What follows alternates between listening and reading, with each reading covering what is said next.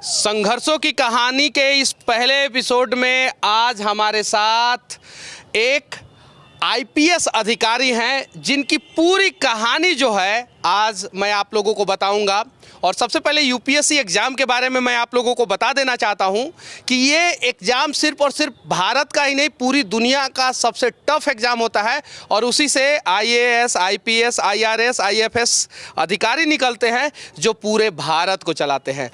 तो राजीव सर का सबसे पहले सच तक न्यूज़ में स्वागत है। धन्यवाद मनीष जी। सभी दर्शकों को मेरा नमस्कार। आपसे जो है आज टोटली वो बातें होगी जिसे देखने के बाद बहुत सारे यूपीएससी तैयारी करने वाले बच्चों के अंदर जोश और जुनून आ जाए, एग्ज़ाम की तैयारी करने वाले बच्चों के अंदर जोश और जुनून आ जाए और वो अपने सपनों को पूरा करें। तो पहला सवाल मैं आपसे पूछना चाहता हूँ कि आखिर आप जब जन्म लिए होंगे इस धरती पे और आज आपके कंधे पे जो चमकता हुआ स्टार अशोक स्तंभ के साथ दिख रहा है, इस संघर्ष की कहानी के पीछे आपका संघर्ष कितना लंबा है उसके बारे में बताइए। जी, सबसे पहले अगर यूपीएससी एग्ज़ाम की बात करते हैं या अन्य एग्ज़ाम्स की, अन्य प्रतियोगी परीक्षाओं की हम बात करते हैं तो सबसे महत्वपूर्ण ये है कि हम अपना पहले मन बनाएं। अगर हमने मन बनाया है, अगर ठाना है तो निश्चित ही हम उसमें आगे बढ़ेंगे, उसके लिए प्रयास करेंगे और सफलता प्राप्त करेंगे। साथ ही मैं ये कहना चाहूँगा, एक 2 मिनट का एक विश्लेषण सा है, एक संक्षिप्त, जो कि मेरे ख्याल से जो यूपीएससी के एस्पिरेंट्स हैं, यूपीएससी परीक्षाओं की तैयारी कर रहे हैं, अन्य स्टेट सर्विसेज की परीक्षाओं की तैयारी कर रहे हैं, तो इसमें मुख्यतः हम अगर कहें तो 3 कीवर्ड्स हैं। एक तो है नॉलेज। नॉलेज का मतलब है जानकारी। जानकारी हम कैसे प्राप्त करें? एपीजे अब्दुल कलाम साहब को कोट करना चाहूँगा, knowledge is equal to creativity. अब क्रिएटिविटी क्या है, सृजनता क्या है? Learning gives us creativity. जब हम सीखने की कोशिश करते हैं तो हमारे पास क्रिएटिविटी आती है। इसका एक क्रम है कि क्रिएटिविटी लीड्स टू थिंकिंग, फिर हम विचार करते हैं और थिंकिंग जो है, विचार करना, वो हमको gives us knowledge. Knowledge makes us perfect, knowledge makes us great. तो सबसे पहला महत्वपूर्ण जो भी एस्पिरेंट्स हैं यूपीएससी के लिए, सबसे पहले है कि हमको मन बनाना, उसके बाद हमको नॉलेज एकत्र करना। अब नॉलेज जब हमने एकत्र कर ली तो हम आते हैं दूसरे स्टेप पे। दूसरा स्टेप है स्किल। स्किल कहते हैं कार्यकौशल। कार्यकौशल क्या है कि जब हम अपने जो जानकारी है, जो भी नॉलेज हमने सीखी है, जब हम उसको प्रैक्टिस में लाएं, जब हम उसका क्रियान्वयन करें, तो वो स्किल है। हम उदाहरण देते हैं पुलिस की सेवाओं में, हम अपने जवानों को सिखाते हैं कि ये हमारा राइफल है, ये आर्म्स है, ये एमुनिशन है, इसको आपको ऐसे खोलना है, ऐसे जोड़ना है। लेकिन जब हम उनको क्रियात्मक रूप से प्रैक्टिकल ट्रेनिंग के लिए हम फायरिंग बट पे ले जाके उसी वेपन से उनको फायर कराते हैं, तो ये उनका स्किल डेवलपमेंट होता है। नॉलेज, उनको थ्योरेटिकल नॉलेज दी गई, फिर जब हमने फील्ड में उतारा, तब उनको जब हमने प्रदर्शन कराया तो वो स्किल डेवलप हुई। Knowledge, skill. और सबसे तीसरा महत्वपूर्ण बिंदु है, वो है एटीट्यूड का। हमारा एटीट्यूड क्या है, हमारा नज़रिया क्या है, हमारी विचारधारा क्या है, हमारा पॉजिटिव एटीट्यूड है या नेगेटिव एटीट्यूड है। उदाहरण देता हूँ कि एक गिलास में पानी है, कोई कहता है कि आधा गिलास भरा है, कोई कहता है आधा गिलास खाली है। अब जो भरा है वो पॉजिटिव साइड में है। अब हम कैसे एटीट्यूड में अगर हम कोई परिवर्तन करना चाहें तो निश्चित तौर पे वो कठिन कार्य होता है। लेकिन अगर हमारे पास करेज,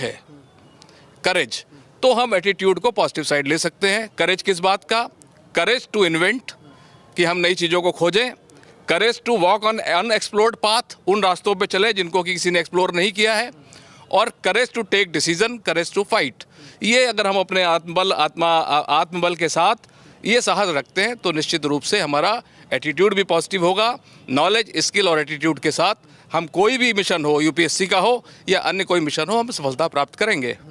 मतलब कि ये जो 3 मिनट का आपका फॉर्मूला था, अगर कोई भी एग्जाम देने वाला बच्चा जो है वो अपने अंदर ढाल ले तो शायद जो है वो दुनिया का सबसे टफ एग्जाम फाइट कर सकता है।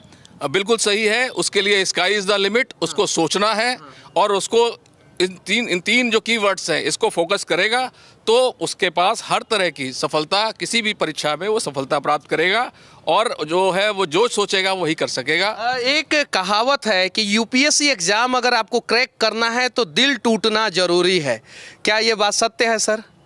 देखिए, जब आप किसी प्रतियोगी परीक्षा में जाते हैं, आपका प्रयास होता है, बहुत बार आप जब प्रयास करते हैं तो सफलता नहीं मिलती। मैं आपको अपना ही उदाहरण दे सकता हूं कि मैंने जब पोस्ट पोस्ट ग्रेजुएशन के बाद कानपुर में 13 डिग्री कॉलेजेस में मैंने लेक्चरशिप के लिए इंटरव्यू दिया और 13 जगह मुझे सफलता मिली। उसके बाद फिर मैं पीपीएन डिग्री कॉलेज में कॉमर्स में प्रवक्ता पद पर नियुक्त हुआ। लेकिन 13 बार का झटका वो ऐसा था कि टूटने के लिए पर्याप्त था। उसमें आदमी बिखर सकता है, डिप्रेशन में जा सकता है, उसकी कोई भी स्थिति हो सकती है, वो उसको लग सकता है कि मैं तो किसी काम का नहीं हूँ। और लेकिन उसमें अब महत्वपूर्ण क्या था, उसके बावजूद भी एक तो निश्चित तौर पे आपका आत्मबल, आपकी कंटिन्यूटी, परसिस्टेंसी, लगातार आपका प्रयास जब आप करते हैं तो सफलता मिलती है। बहुत सारे बच्चे जो है यूपीएससी एग्जाम के लिए बैठते हैं, लेकिन सफलता सिर्फ और सिर्फ 1 से 2% को मिलता है। बाकी जो है 98%, 99% रिटर्न आ जाते हैं। उन लोगों को क्या कहना चाहते हैं? देखिए, ज़रूरी नहीं है कि आप यूपीएससी की तैयारी करें और यूपीएससी में आप सफल हों, लेकिन अगर आप यूपीएससी के अलावा भी दुनिया बहुत बड़ी है, बहुत सारी अपॉर्चुनिटीज़ हैं। अगर आपने यूपीएससी की तैयारी करी है, लगातार आप डिवोटेड होकर आपने प्रयास किया है, सफलता मिलना नहीं मिलना ये बहुत सारी चीज़ें हैं। इसमें भाग्य भी होता है, कर्म भी होता है, एक उसका संतुलन भी होता है। लेकिन अगर आप सफल नहीं भी हुए तो आपके पास इतनी अपॉर्चुनिटी है कि आपने जब उस कंपटीशन को फेस किया है तो आप कहीं ना कहीं दुनिया के जो अन्य एस्पेक्ट्स हैं उसमें आप अवश्य सफल होंगे। अच्छा, यूपीएससी की तो बात हमने कर लिया। ये बताइए सर कि 10th क्लास में जब आप थे या 12th क्लास में, तो क्या उस समय आपने सोचा था कि मुझे यूपीएससी क्रैक करना है और किसी भी हाल में अपने कंधे पे जो है अशोक स्तंभ लगाना है? जी बिल्कुल, ये प्रश्न आपका बहुत अच्छा है। ये लोगों को सरप्राइज़ होगा कि मैंने कभी ऐसा नहीं सोचा था। और ये जब प्रतियोगी परीक्षाओं में जाने का मैंने जब ग्रेजुएशन कर लिया बहुत लेटर स्टेज में, तो ये आपको निश्चय करना है। जो ऐसे मैंने प्रारंभ में कहा कि आपको ठानना है, मन बनाना है, तो ये मेरा मन जब ग्रेजुएशन हो जाने के बाद और पोस्ट ग्रेजुएशन के बीच का जो पीरियड था, उस वक्त ये मन बना कि हमको भी प्रतियोगी परीक्षाओं में जाके प्रशासनिक सेवाओं में जाना है। शुरुआती के दिनों में आप पढ़ने में कैसे थे सर? शुरुआत में पढ़ने में अगर हम पीछे की बात करें तो क्लास 5th तक जो है वो परफॉर्मेंस सामान्य से भी गिरी हुई थी। 5 से 8 के बीच में थोड़ा सा इम्प्रूवमेंट हुआ, लेकिन 8th के बाद जब 9th 10th आया, 9th 10th के बाद से चाहे वो फैमिली का सपोर्ट हो, पेरेंट्स का सपोर्ट रहा हो, या कुछ जो है कभी कभी आत्मज्ञान भी प्राप्त होता है आदमी को, सोचता है जब, तो 9th 10th के बाद परफॉर्मेंस अच्छी रही और लगातार चाहे हाई स्कूल हो, इंटरमीडिएट हो, ग्रेजुएशन, पोस्ट ग्रेजुएशन, सब में मुझे फर्स्ट क्लास की जो है वो मार्क्स आते रहे और फर्स्ट क्लास की श्रेणी प्राप्त होती रही। प्रयागराज में हर साल एक नया जिला बनता है और आप पिछले शायद से 2-3 साल से माघ मेला के एसपी हैं यहाँ पे। कैसे इन सारे कठिनाइयों को हैंडल कर लेते हैं आप आसानी तरीके से? जी, ये एक बड़ा चैलेंज होता है और मैं भाग्यशाली हूँ कि मुझे तीसरी बार इस पावन भूमि पे आके सेवा करने का मौका मिला है। ये एक पूरा जिला बनता है, लाखों लाख श्रद्धालु आते हैं। अभी जो मौनी अमावस्या का पर्व हुआ, इसमें 2 करोड़ 9 लाख लोगों ने आके संगम तट पर और अन्य स्नान घाटों पर आस्था की डुबकी लगाई। हमारा प्रयास ये होता है कि हम उनको सुगम आवागमन दें। जो कल्पवासी पौष पूर्णिमा से माघी पूर्णिमा तक रहते हैं उनको सुरक्षित प्रवास दें। जो यहाँ पर स्नान करने के लिए लोग आते हैं हम उनको सुरक्षित स्नान दें। इसके लिए सारे बंदोबस्त हम लोग करते हैं और मुझे प्रसन्नता है कि पूरी टीम हमारी साथ में लगती है और उसके सुखद परिणाम आते हैं। निर्विघ्न रूप से अभी तक सारे पर्व संपन्न हो रहे हैं। जब आप ग्रेजुएशन में थे तो क्या आपने सोचा था कि एक समय जो है मैं एक आईपीएस अधिकारी बनूंगा और राष्ट्र मेरे कार्यों की प्रशंसा जो है राष्ट्रपति महोदय करेंगे और मुझे अवार्ड से सम्मानित करेंगे? जी, जब मैं पढ़ाई कर रहा था तब निश्चित तौर पे मेरे ये दिमाग में नहीं था कि मैं पुलिस सेवाओं में जाऊंगा, लेकिन अब मैं अपने को सौभाग्यशाली मानता हूं कि मैं पुलिस सेवा में हूं।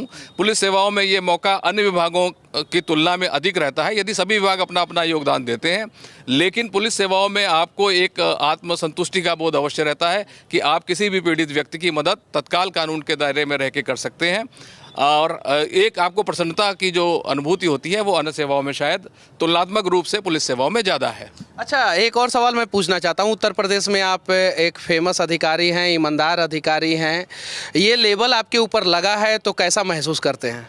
जी, प्रसन्नता होती है। जैसे आपने पदक की बात कही तो मैं भाग्यशाली मानता हूं कि मुझे 2 बार महामहिम राष्ट्रपति भारत से वीरता के लिए पुलिस पदक, 1 बार नहीं 2 बार? जी, वीरता के लिए एक बार पुलिस पदक मिला और दूसरी बार जो है सराहनीय सेवाओं के लिए मिला। पुलिस महानिदेशक महोदय की तरफ से भी जो कमेंडेशन डिस्क होती हैं वो 3 प्रकार की होती हैं, वो सभी प्राप्त हो चुकी हैं।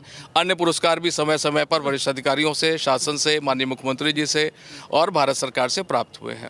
दिल्ली के मुखर्जी नगर जिसमें कहा जाता है कि पत्थर फेंकिए तो एक यूपीएससी की तैयारी करने वाले बच्चे के सर के ऊपर गिरेगा, और सबसे ज़्यादा बच्चे वहीं पे तैयारी करते हैं। बहुत सारे साधारण परिवार के बच्चे रहते हैं, परेशान हो जाते हैं 1-2 साल में कि नहीं निकला, 3 साल में नहीं निकला, 4 साल में नहीं निकला। उन बच्चों को आप किस प्रकार से मोटिवेट करेंगे?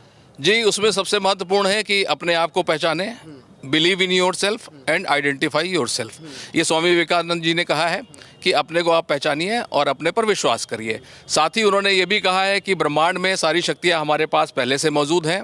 हम ही हैं कि जो अपनी आंखों पर पट्टी बांध कर कहते हैं कि अंधकार है, अंधेरा है, किधर जाएं। अपनी आइडेंटिफाई योर सेल्फ, अपने को पहचानें। यानी जो लोग अपने को पहचान जाएगा वो जीवन में सफल हो जाएगा। जी, अपने में उसमें क्या गुण है, उसके क्या अवगुण हैं, उनका विश्लेषण करें, उनका परीक्षण करें, मन बनाए और नॉलेज स्किल एटीट्यूड की सीढ़ी के साथ चढ़ता चला जाए, वो अवश्य सफल होगा। चलिए, ये डॉक्टर राजीव नारायण मिश्रा जी हैं, जो माघ मेला के एसपी हैं और पिछले 3 साल से लगातार यहाँ पे हैं, लोगों की सेवा करते हैं, राष्ट्रपति अवार्ड से भी सम्मानित हो चुके हैं और अनेकों पदक जो है उससे सम्मानित हो चुके हैं। इनके संघर्षों की कहानी हम लोग आपसे बता रहे थे। एक और सवाल मैं आपसे पूछना चाहता हूँ सर, संघर्षों की कहानी में शादी हो गया, उसके बाद से आपकी पत्नी का आपके सफलता में कितना % योगदान है? जी, जैसा कि मेरी पत्नी श्रीमती दीपिका, वो धर्म के प्रति उनकी विशेष अभिरुचि है और लगातार बहुत सारी चीज़ें, जब चूँकि पुलिस की सेवाएं ऐसी हैं कि उसमें बहुत बार संशय, शंका, दुविधा, कठिनाई, परेशानियां आती हैं, तो उसमें निश्चित रूप से मुझे बहुत सहयोग मिलता है, सपोर्ट मिलता है। आत्मबल बढ़ाने में वो पूरा कार्य करती हैं और बहुत बार जो हमारा जो धर्म और वैदिक धर्म और रामायण, महाभारत और जो अन्य संदर्भ हैं, उनके सपोर्ट से भी वो उन चीज़ों को दूर करने का प्रयास करती हैं। तो मैं जो है उनको भी धन्यवाद देता हूँ। आपके चैनल सवाल थोड़ा सा मैं हट के पूछूंगा सर, एसपी से पूरा जिला के लोग डरते हैं, मतलब कि आप लोगों का वैसा रुतबा होता है, वैसा काम होता है। क्या आप अपने घर पे जो है आप अपनी वाइफ से डरते हैं सर? देखिए, डरने की बात नहीं है, ये दोनों एक ही गाड़ी के 2 पहिए होते हैं और दोनों का सपोर्ट रहता है, एक आपस में अंडरस्टैंडिंग अवश्य होती है। और मैं यहाँ पर आपके प्रश्न से थोड़ा भिन्न भी जाऊँगा कि पुलिस डरने की चीज़ नहीं है। पुलिस जो है ब्रिटिश लेगेसी थी। बहुत बार ऐसा लोगों के मन में आता है कि भाई पुलिस का रूप जो है निगेटिव है, लेकिन हमारा कार्य ऐसा है कि बहुत बार जब हम किसी को कहते हैं कि भाई आपको इधर से नहीं जाना, उधर से जाना है, तो निश्चित रूप से एक निगेटिव भूमिका आती है। अब हम लोग मित्र पुलिस हैं, कम्युनिटी पुलिस हैं, समाज से आए हैं, समाज के बीच में हैं, उनको सेवाएं देते हैं। तो अब डर और ऐसी कोई बात नहीं है। हम पीड़ित के पास खुद जाते हैं, 112 कॉल करिए, पीड़ित के पास पुलिस खुद पहुँचती है। पहले स्थिति अलग थी कि पीड़ित जो है थाने पर जाता था, अब पुलिस खुद उसके पास आती है। तो अब समय बदला है और चीज़ें बदली हैं। इस पे एक और सवाल मुझे याद आ गया, कल बागेश्वर धाम के महाराज जी आए थे, वहाँ पे कुछ चोर लोग पकड़े गए थे, 3 लोग पुलिस ने पकड़ा और कुछ लोगों ने कहा कि इसमें 50 चोर घुसे हुए हैं, तो एक कांस्टेबल ने कहा कि 50 में से 50 को पकड़ेंगे। तो ये उत्तर प्रदेश पुलिस के अंदर इतना कॉन्फिडेंस कहाँ से और कैसे आया है सर? जी, हमारी जो पुलिस बल है वो पूरा सक्षम है, कॉम्पिटेंट है। लगातार उसकी प्रशिक्षण होते हैं। जिस आप हॉल में बैठे हैं, ये भी प्रशिक्षण शिविर है। यहाँ पर भिन्न भिन्न इकाइयों से लोग आते हैं, उनको हम लोग एक प्लेटफॉर्म पे लाते हैं कि श्रद्धालुओं से कैसा आचरण करना है, कैसा व्यवहार करना है, किस प्रकार के यहाँ पर लोग आएंगे। कुछ श्रद्धालु आएंगे तो चोर उचक्के भी आ सकते हैं, उनको कैसे हमको हैंडल करना है, और मिला जुला के ये हम लोग इसको अच्छे ढंग से संपन्न कराते हैं। और उसकी विल पावर है और हमारे जवान की प्रोफेशनल कॉम्पिटेंस है कि उसमें इतना आत्मबल है, आत्मविश्वास है कि वो कहता है कि चोर हमारी पकड़ से बाहर कितने भी हों नहीं जा सकते। कांस्टेबल जी, वो भी एक पुलिस अधिकारी है। जो हमारा पुलिस एक्ट है उसमें आरक्षी से लेके ऊपर तक सारे पुलिस अधिकारी के रूप में उनको माना जाता है। पूरा कॉन्फिडेंस के साथ कि अगर 50 घुसे हैं तो 50 में से 50 को पकड़ेंगे। बाकी इनकी बातें और हमारा ये प्रयास, संघर्षों की कहानी आप लोगों को कैसी लगी कमेंट करके ज़रूर बताना। और हाँ, आधा गिलास खाली है, आधा गिलास भरा है, सोचना आपको है कि आप भरा हुआ गिलास की तरफ देख रहे हैं कि खाली गिलास की तरफ देख रहे हैं। जय हिंद।